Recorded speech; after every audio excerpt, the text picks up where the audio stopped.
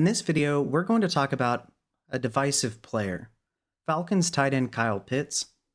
He was tagged as this generational unicorn prospect at tight end, a 6'6 tight end that had 4.45 40-yard dash speed, who could high point the ball, had very good build-up speed as well, and a relatively decent burst. He was the second rookie tight end to ever have 1,000 receiving yards. Then he was hurt in his second year, came back in his third season, and just really wasn't that great. And then this really was a make or break it year for him. Well, we're going to take a look at some film from this season from the first couple of games and then see, is he actually good? Is he a bust? Watch till the end of the video and we'll figure that out. And so when we think about why Kyle Pitts was a unicorn, at the time of the combine, he ran really a 4.45. Player Profiler adds 0.5 of a second to everybody's score. And so it was really a 4.45, which is 99th percentile in and of itself. But he was doing that at 6'6". So that's also 99th percentile size adjusted speed. So the raw and size adjusted speed were both 99th percentile. Then when you look at his burst score, 78th percentile, he had a 65th percentile agility score and an 85th percentile catch radius. And so across the board, he was a much better than average to elite athlete. Then when we think about his draft capital, he was the highest selected tight end in NFL history. Then he was also only the second rookie tight end to ever have 1,000 yards receiving. And so things were looking nothing but up for him. And then he had the injuries combined with worse than 32nd best quarterback play. Arthur Smith happened. And so here we were at the beginning of the season. Somebody that was a unicorn of a prospect that had a magical rookie season, but then the past two seasons hadn't really done much. Well, let's take a look at how he's doing this season. He's always been a player that's been utilized all over the field because he is a mismatch against linebackers and safeties. This season so far, he's seen 37.5% of his snaps from the slot, 21.8% out wide, and 40.7% in line. So that's a very good spread utilization of Kyle Pitts. When we look at his yards per out run, his 1.54 are tied for 6th among tight ends. His PFF receiving grade of 65.3 is good for 9th. And so those metrics are decent, but they're not really elite, and they're definitely not as good as you would expect for somebody that was the caliber of prospect that Pitts was. But then when you look at his yards after catch per reception, his 5.9 are second. And so he is very good after the catch in terms of maximizing yardage. You're going to see that in the film we'll break down later. When we take a look at his missed tackles forced, his 4 ranks second among the tight end position. And so when we take a look at his contested catches, his 2 rank 9th. You can look at that in a positive light or a negative light. In a positive light, a lot of his catches aren't contested because he's just wide open. But then again, at the same time, he does struggle in contested catch situations from time to time. So that's kind of a wash in my opinion. When we look at his targets though, his 36 are 5th, his 25 receptions are 7th, his 329 yards though are good for 3rd. And so what that means is despite not being, the leader in terms of targets and receptions, he is making the absolute most of the work that he's being given. However, he's just, for whatever reason, never been a good touchdown scorer at the NFL level. It is kind of peculiar in my opinion because in college, he was very good in the red zone. And so that one does confound me a little bit. I don't think he plays, another criticism by the way, he doesn't play as big as his frame suggests a lot of the time. If he was more of a my ball guy, he would be really close to unstoppable. And so that is one negative thing about him. And so when we take a look at his yards per reception, like I was saying, he only has 25 total receptions, which is 7th, but he's 3rd in yards with 329. Well, his 13.1 yards per reception are good for 4th. And so he's best used vertically down the field, and that's how the Falcons are using him. And that's what you're going to see in the film later. When you take a look at his yards per team pass attempt, his 1.34 good for 10th. Not terrible, not particularly awesome though. His true catch rate, though, of 81.8% is good for 32nd, and I think that correlates to the contested catch stat that I was explaining earlier. And so, funnily enough, last year he was pretty good in contested catch situations. He wasn't thrown open ever, and so if he was going to catch a pass from Ritter or Heineke, it was going to be contested most of the time. And so it's interesting this year that he's really inefficient in that regard. Maybe that'll improve over the course of the second half of the season, but for now, that's definitely a ding. One concerning thing, if you were a Pitts fantasy owner or just a fan in real life and were looking to get more utilization out of him, is that until 3 weeks ago, the most amount of targets he had in a single game was 5. He had 4 and 3 a couple times. Well, 3 weeks ago, he had 8. 2 weeks ago, he had 5 again, but then this past week, he had 9. And so it is good to see that he's starting to be utilized more in this offense. And for instance, this past game, he actually was the leading receiver for the Falcons against the Seahawks. His 9 targets led the team. His 7 receptions led the team. His 65 receiving yards as well. And so it was really good if you're a fan of his or a fantasy owner in particular, that at least this past game, he wasn't third on the pecking order and was actually a featured asset in the passing game. And to be fair, when the Falcons choose to do this, good things happen. When we take a look at his target share for the entire season so far, his 16% ranks 16th. Part of that is because Drake London's a really good wide receiver.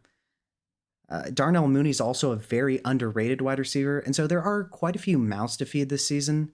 Bijan as well is very good in the passing game. But I do think that Pitts deserves a little bit more of a target share than 16%, and that has started to correct itself over the past couple weeks. Looking at his target rate of 18.1%, that's 23rd among tight ends. Also not that great. At the beginning of the season, a lot of the time, and even recently, he's been used as a sort of check down option in the flat or in the short middle area of the field.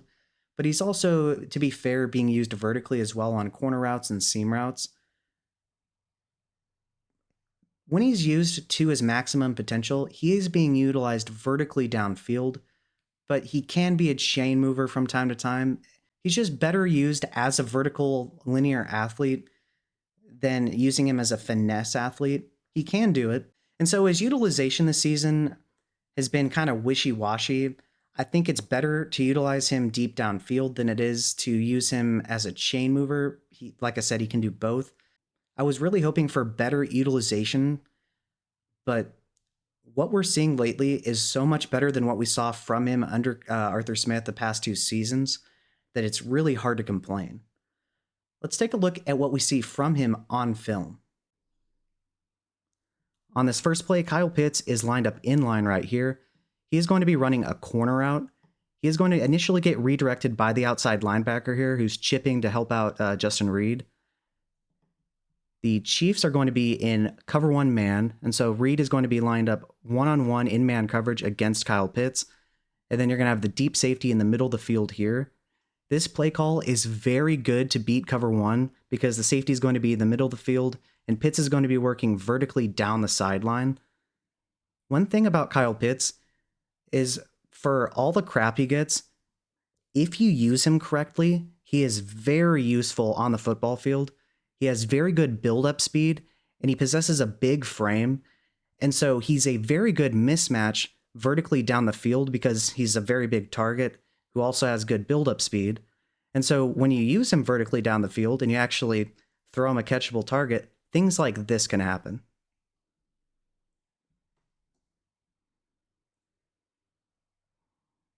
Easy, easy money. It's a shame for him he gets tackled at the 1, but let's take a look from the top.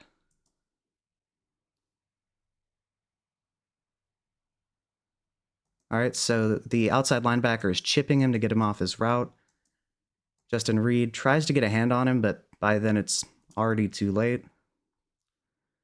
You can see the build-up speed in action there. He's able to fight Justin Reed off almost to the goal line.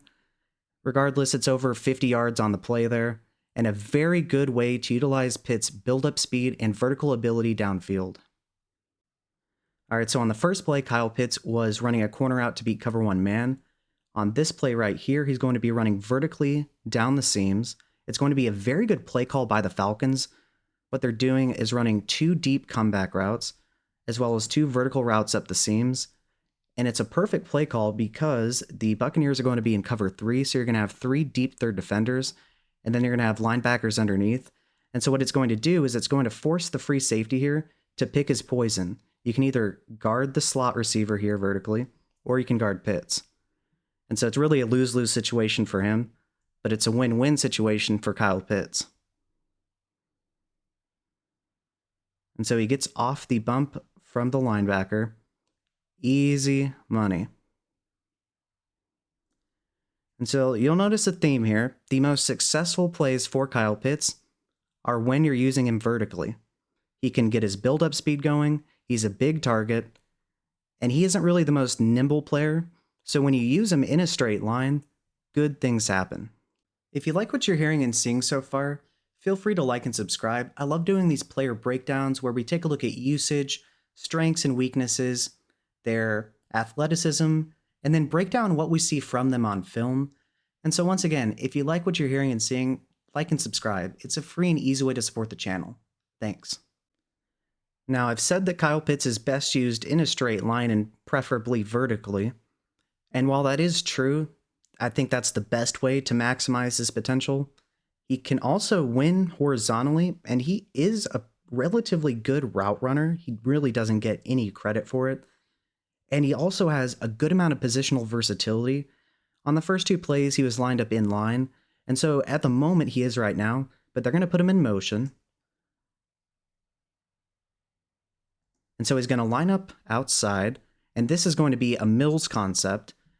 What they're going to do is have Drake London run a post route, and Kyle Pitts is going to run a dig route underneath, and it's going to beat the cover 2 zone that the Buccaneers are running. You're going to have 2 deep half safeties here. The linebackers are going to try to get deep. They're going to try to intercept a pass that they think could potentially be going to Drake London, but it's going to free up the space underneath for Pitts. And it's really a very good route by Kyle Pitts, a good show of agility too. And so let's take a look. Look at that separation. Then he squares up, heads up field, and gets 18 yards on this play. Let's take a look from the top. And so once again, another thing, getting him in motion is always a good idea. If you can get him ahead of steam, or at least some motion before the play, it allows him to get his build-up speed going immediately, and that's a very big problem for linebackers and safeties. Another great way to utilize Pitts is as a split end. So he's at the bottom of your screen on the line of scrimmage by himself on this side of the field. He is going to be running another corner route. The Panthers are going to be in cover 3, so you have deep third defender here, deep third defender here. Now, one thing I'm not sure of is as to whether this safety is supposed to be in cloud coverage, meaning he has responsibility for this deep third, or if it's supposed to be traditional cover 3 where Horn has it. And I say that because nobody covers this deep third area of the field. And so Cousins does notice this and hits Pitts for another long gain. But the thing I really like about this is that Pitts does not have the angle to get the amount of yardage that he does, but because of his build-up speed, he's still able to shatter the angle.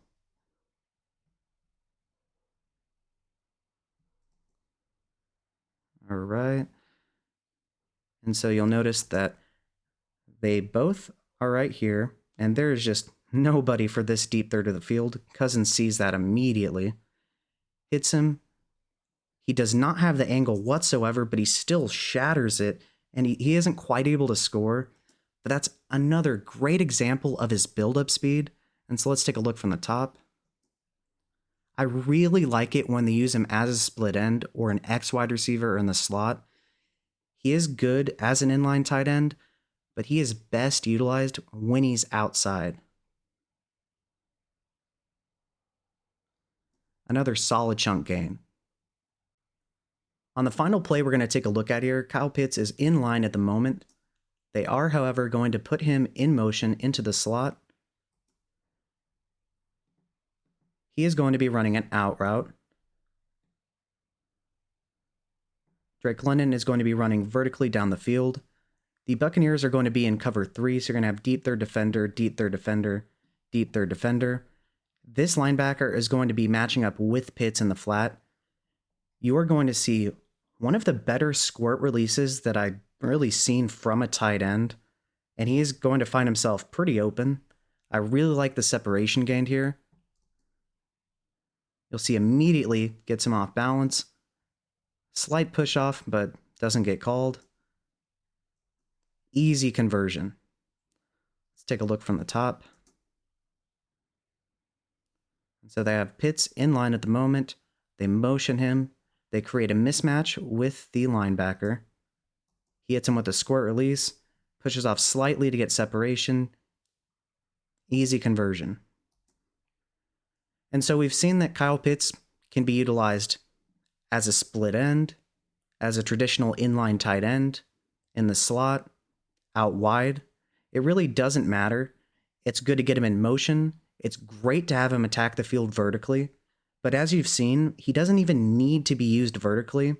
It's just, that's one of the strengths that he possesses that most tight ends, at least most tight ends, aren't going to be 6'6" with around 4.45 speed.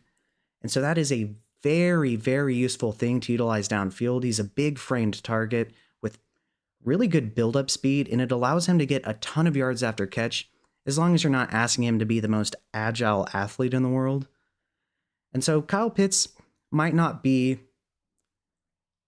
the all-pro unicorn tight end that he was supposed to be coming out of Florida, but he is a very good tight end, and he certainly has strengths that, if used correctly, can get you a ton of production. And so at the beginning of the video, I asked, is Kyle Pitts actually good? I think yes. I just don't think he's the player that we potentially thought that he could be. So I say that because, for instance, in college, he was dominant in the red zone. He was a very good touchdown scorer in his junior season. In the NFL, we really haven't seen any of that. He was able to high point the ball.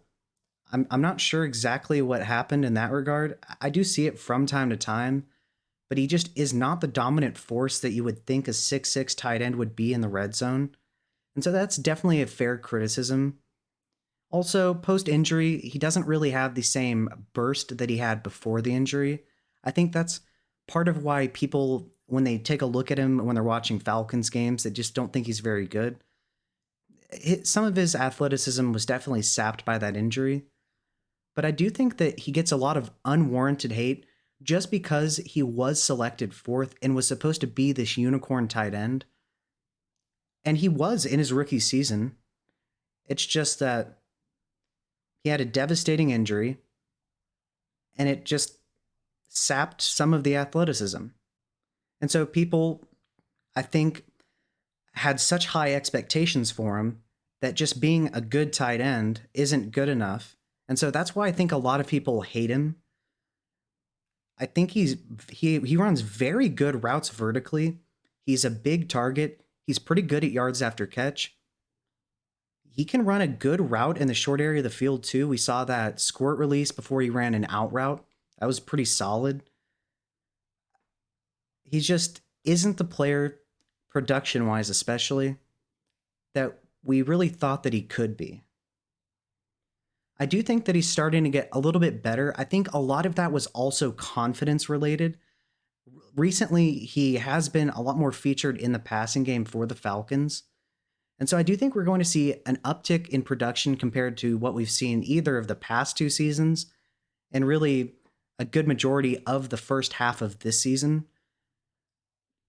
I just don't think he's going to be the elite unicorn tight end one that we all really hoped that he would be when he was drafted by the Falcons in 2021.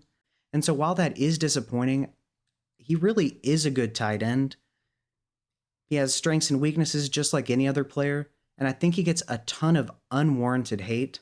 And so in conclusion, he isn't the player really that we thought that he could be coming out, but he is a good player. He's useful. He has good strengths. He has weaknesses just like any other player. And I think there's a lot of bias because people just had such high expectations for him. I do think that things are starting to turn up for him. I think that he's going to start producing relatively well for a tight end. The tight end landscape is rather barren in fantasy. I just don't think we're perhaps going to see the elite highs that we had hoped that we were going to see after he was drafted. But what do you think? Do you think that he is really underrated and is an elite tight end? Do you think he's just pretty good? Do you think he's average, below average? Do you think he's a total bum? Let me know below in the comment section and let me know why. With that being said, if you like what you've seen and heard in this video, feel free to like and subscribe. I love doing these player breakdowns where we take a look at their profile, advanced stats, athleticism, usage, and break down what we see from them on film. So if you want to see more content like this, like and subscribe. Thanks.